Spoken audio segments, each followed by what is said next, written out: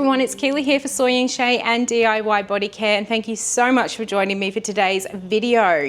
Now, if you have been around for a while, you know that I have a real issue with greasy things on my skin. Not only do I hate the feel of heavy greasy products on my skin, I can't stand the run of oil on my skin. You know, if I get cooking oil on me at home, I have to go and wash my hands straight away. I just don't like that feel. I don't like the shine that it gives and the fact that it then gets all over clothes and furniture and anything else that you touch after applying an oil-based product.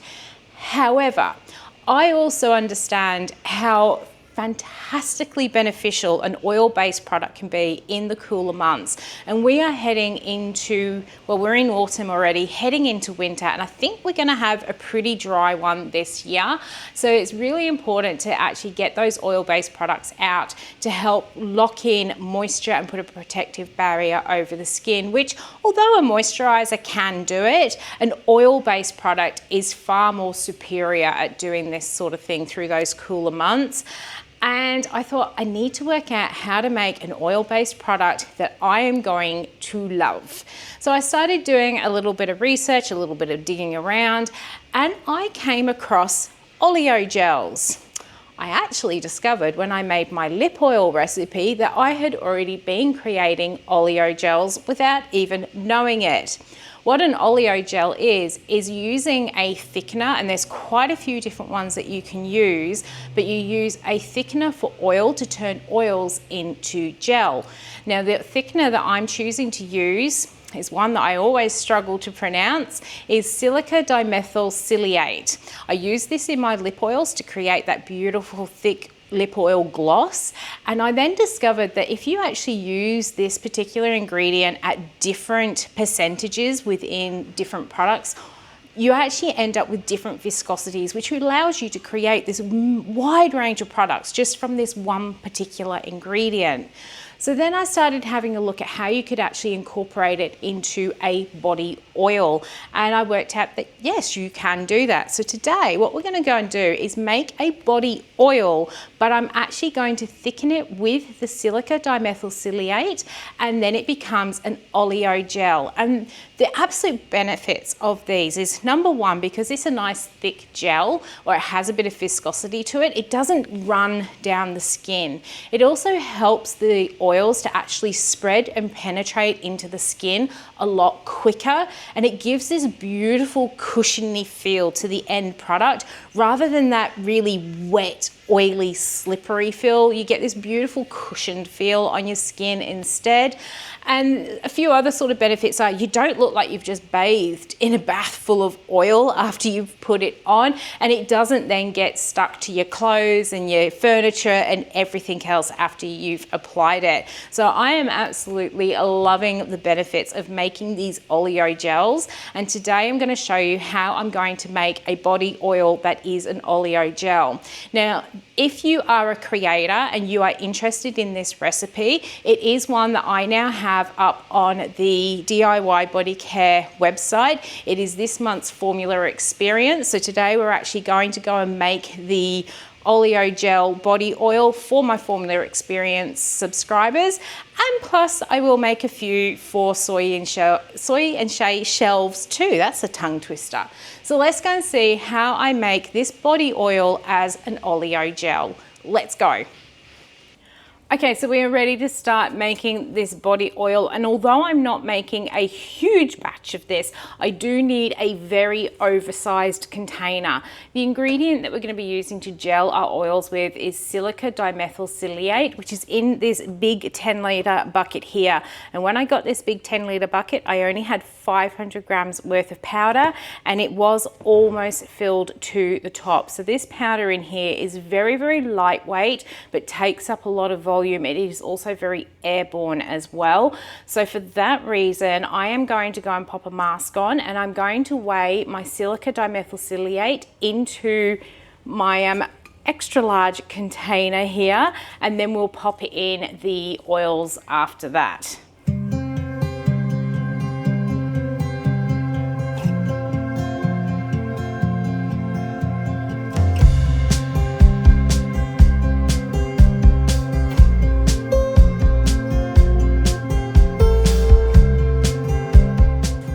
Okay, so we've got the powder in there. Just to give you an idea, one of those red cups that I was using to measure into this holds just 7 grams worth of powder if I fill it up. So we don't actually have a lot of weight worth of powder in there, but we've got almost half a 3-litre jug worth of powder.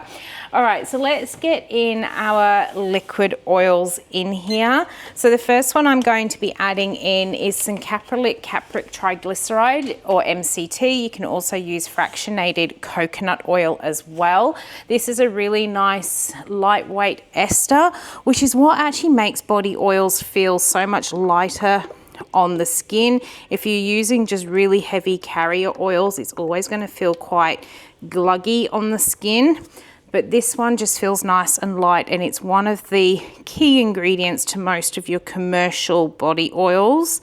So we're almost at what I need here. Now the next oil I'm going to go in, you can have so much fun with this recipe, creating something that is really specific to your brand, your needs, your ethics within your business. I'm actually going for apricot kernel oil because it's fairly readily available throughout the world. It's a relatively good price as well. You could use things like camellia oil in here if you want to spend a little bit more on the budget. If you want to make it a little bit more cost effective and you don't have a no nuts policy like I do within my business, you could actually use sweet almond oil in here as well, but I'm going for apricot kernel oil because this oil is rich in vitamin A. It gives it a really nice soft cushiony effect for the body oil, and this oil actually readily absorbs into the skin. So it's a really, really nice oil for your body oils. Now I am getting worried that I am going to run out of space.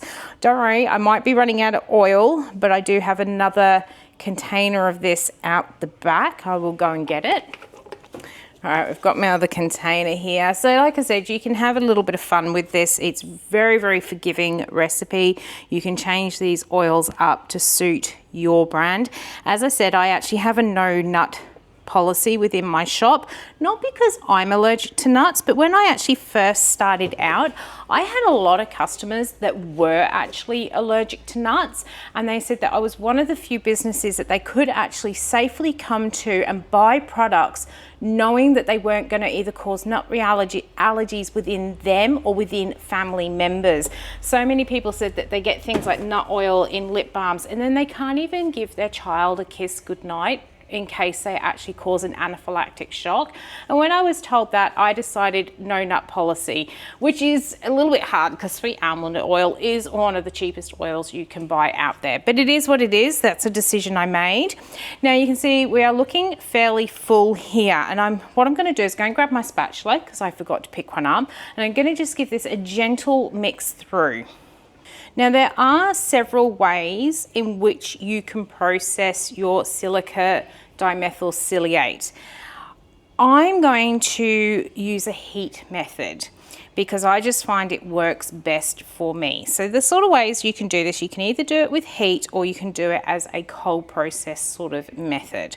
If you want to completely cold process this, you can actually get a stick blender in here and you can stick blend the powder into the oils until it becomes dissolved or suspended throughout those oils, and you get a clear, it's not crystal clear, but it is like a clear gel in the bottom. The advantage to doing it as a cold process method is you can actually get a thicker gel if you are cold processing it just using a shear method. But it's actually, although it's a thicker gel, it's not as crystal clear, and there is a potential to end up with a lot of air bubbles within your mix because you're mixing it with that shear. What I'm going to do is actually process this by doing a little bit of a heat method. So I've got a double boiler over here. I'm just trying to get as much of this powder wetted with the oil so that it starts to melt down easier. By heating it, it does give it a little bit of a molecular change. So it does actually thin the viscosity just a little bit. But the advantages are you don't end up with as many air bubbles in your product, and it actually becomes crystal clear instead of just clear. So I actually do like heat processing it. I find it also a little bit quicker. You don't get so airborne with your powder if you're trying to stick blend this. And so that's what I'm going to do. I'm just going to make sure that this is completely incorporated in here. It does take a little bit because you've got to be careful not to be too rough and put that powder everywhere. And like I said, that's one of the reasons I don't actually like stick blending it, especially if you've only got a small batch. You're going to end up with a lot of air pockets if you are trying to stick blend a 100-gram batch. And quite often when you are actually testing your 100-gram batches, when you upscale, you want to be doing the same processes. So on a small 100-gram batch, it's not very practical to stick blend like it is on a big batch here. So I'm going to stick to the same methods that I used to make all of my little testers. We've almost got that. We can get a little bit rougher now with it, now that it's almost all incorporated. Let's make sure it's all scraped down from off the sides of the jar. And you can see now that I've got all that stirred in, between all that liquid and the powder, we've still got the same amount of volume in here as what that powder was alone. All right, so now that we've got all of that mixed in, I am going to pop this onto my bain-marie, and while it's heating, the rest of this powder is going to melt down and incorporate really well into these oils here. So we'll pop that in there. We don't want to let it get too hot, so I do not recommend using direct heat to do this method because you're not going to get that nice thick gel, but we do want it warm enough. You'll actually see a change. So if we have a look at it right now, it's quite milky. You can see, there's little clumps of that powder in there. So we're just going to pop that back into our bain-marie there. We're going to let this just melt down, and when it has, I'll be able to show you, it goes clear and all that powder will have dissolved. All right, so this has now been heating. It's up to about 50 degrees Celsius. I'm going to take this one off, and you can see we've got a much clearer, that is hot, so let me pick it up this way. We've got a much clearer sort of liquid in here. Now I do still have a few little bits. It doesn't look like it's completely dissolved throughout the oils here. So what I am going to do, I'm going to clear this bit out the way. Make sure I've wiped all of that condensation off of my jar there. I might just leave it sitting on the towel as soon as we're working on the metal bench because it does make a little bit of noise. It's going to do that. I am going to use my stick blender now just very, very briefly just to finish incorporating all that in there. I have got it on low speed. I'm going to pop it in, going to burp it out to get rid of any air pockets that are in there and just give it a very gentle mix.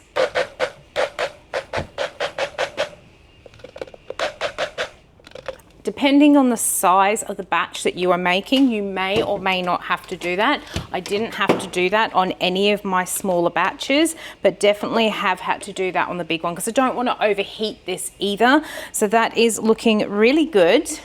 I'm gonna get my stick blender out of here because we don't need that in here anymore. All right, so let's pop this back onto our scales now. You can actually see at this point that it does have a bit of viscosity to it, and as this cools down, it is going to thicken up even more. Next thing I'm going to do is add in some jojoba oil. Now this is another oil within this recipe that you can have fun with depending upon what your budget is. If you want to give your body oil some real label appeal, you could always add in things like apple seed oil, you've got watermelon oil, you've got argan oil, hemp seed oil. There are so many different oils. In fact, I need a lot more than that. There are so many different oils that you could actually add into this to give label appeal and to also change the overall effect. I'm using the jojoba oil again because it is regularly available to creators out there, and that's what I need to make sure that the formulas do. I also like that it is very much like our skin sebum. It's very, very similar, so our skin accepts it really well. It absorbs it and it can actually use it too. So I really like adding jojoba into things like body oils. So we've got that one in there. Next thing we're going to add in is some vitamin E. You do need to use either a natural vitamin E or a mixed tocopherol. Your synthetic vitamin E's will do absolutely nothing in the formula other than provide skin benefits. Synthetic vitamin E does not protect oils from oxidization. So it has to be natural or a mixed tocopherol. So we've got that in, going to give that a bit of a mix, and then we're going to add in some scent. Now in the instructions, I do say that if you want to add mica into this to make it a body shimmer, what I highly recommend you do is you take your mica, pop it into another container first up, mix in your jojoba and your scent, because mica is oil soluble. It will then disperse through that oil, and then when you mix it into your gel base, it will disperse really, really well. If you put your mica straight into your oil base, it can be a little bit more challenging to mix it through. So if you are using mica, just make sure you dilute it or you dissolve it first in the jojoba and your fragrance, and then add it into your mix. For the fragrance, I am using a fragrance oil. I am using my very popular Sun-Kissed. Everybody likes it when I add this one into Bath & Body products. Very, very popular in my candles range as well, and as the melts. But again, you can get really creative with this. You don't have to use fragrance. You can use things like essential oils in here. Just make sure that you are double checking the IFRA usage rates and ensuring that you can use it for 5A, which covers body oils. So that is all now mixed in there. This is for me still too warm to begin packaging this into the bottles. So I'm going to leave it on my side here until it comes down to room temperature, and then we're going to pour it off into some bottles, and you will see that as this cools down, it is going to thicken up. All right, it has been a few hours since I made this. It's been sitting on my bench under the air conditioner. It is down to room temperature, so I am going to bottle this up. Now, normally I would actually leave this overnight on my counter before bottling it up, just to make sure that it is completely cool all the way through. But I am about to go on holiday, and this video is going to come out while we're midway through our holiday. So I need to get it edited and uploaded, ready to go out for you guys while we're away. So I'm going to get this bottled up now. Now you can see that it has actually got, maybe you can see it's got a beautiful consistency to it. This is going to thicken up a little bit more as it sits, but right now it's the perfect consistency for bottling. I am going to pour it into these clear bottles that I've got here. Just using my other spatula to clear this one off, just so it doesn't get in the way and we don't lose any of this body oil. So let's get that all cleared off. Right, if you've got a nice steady hand, you can just start pouring this into your bottles. If not, if you don't feel comfortable doing this, grab yourself a funnel, and that will help you be able to pour these into the containers here. So I'm just going to pour that up to my fill amount. Lovely. And look how beautiful and clear that is. We do have a few air bubbles in there, but they will settle out over the next few days. All right, so I've just brought you down onto the bench so you can actually see how beautiful this is as I'm pouring it out. It's got a really nice pour consistency at the moment, and when it goes onto the skin, it's got that viscosity to it, so that when you actually apply it, it doesn't just run off the skin or into areas where you actually haven't applied it. Just making sure. It's very tricky to see my numbers from that sort of angle. So as you can see that there are a few air bubbles in this one at the moment, but it will fall out over the next couple of days and it will become very clear. I'll show you some examples of ones that I made a few days ago in just a moment. But for now, I'm going to finish pouring this into the bottles, and then once we've got that done, I'll apply the labels and I will show you the samples of the ones that are a few days old.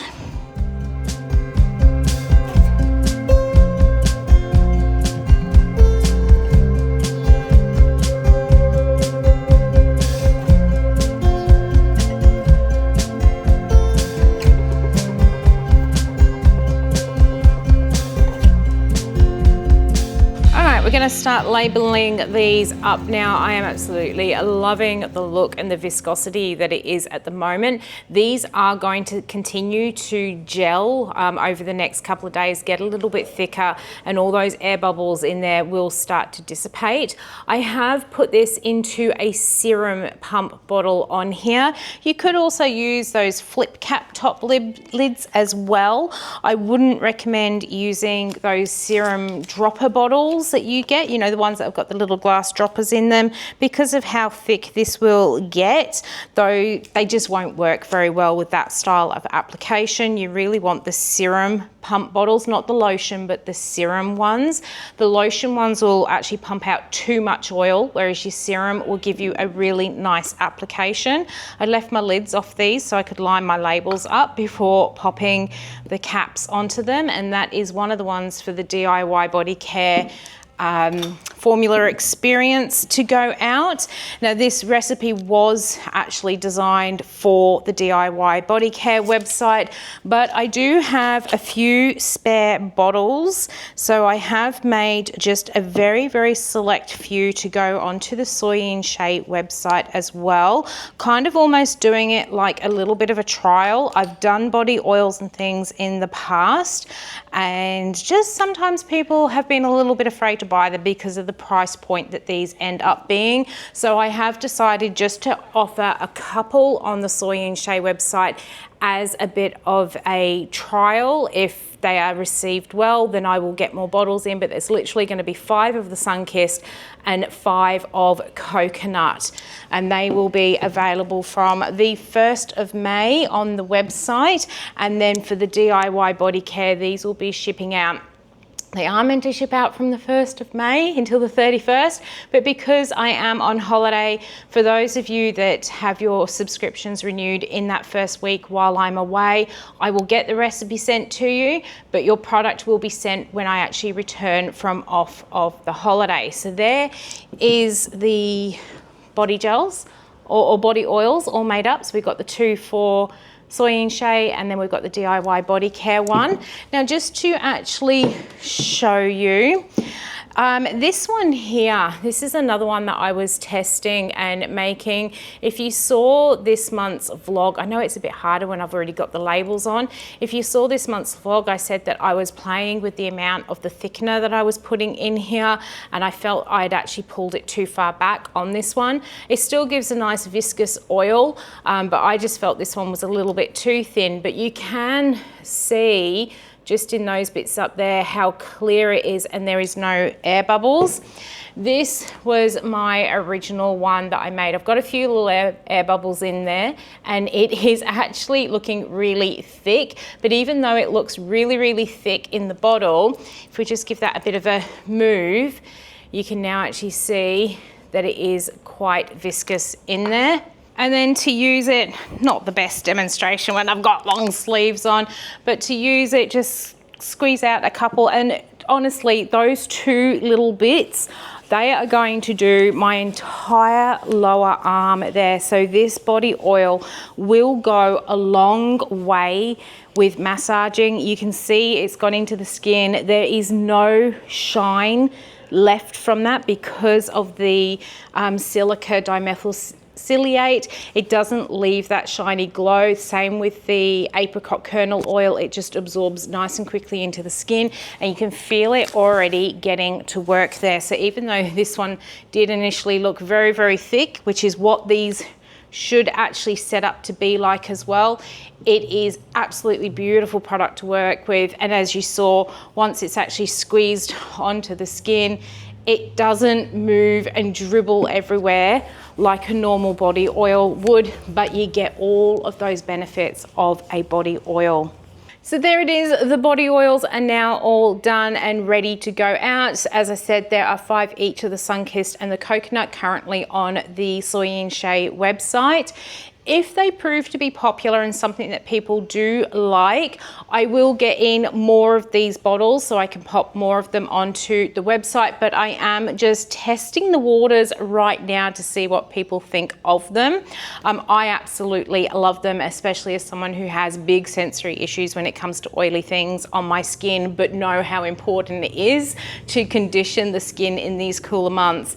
And then we've also got that one there, which will be going out to the DIY body care formula experience people. And as I said at the beginning of the video, if you are a creator and you are interested in this formula, you can go and grab that over on the DIY body care website.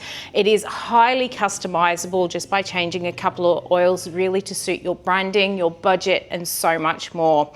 I hope you've enjoyed coming along with me as I made these body oils. If you did, why not leave me a thumbs up and any comments down below. And until the next video comes out, I hope you have a good one and I will see you then. Bye.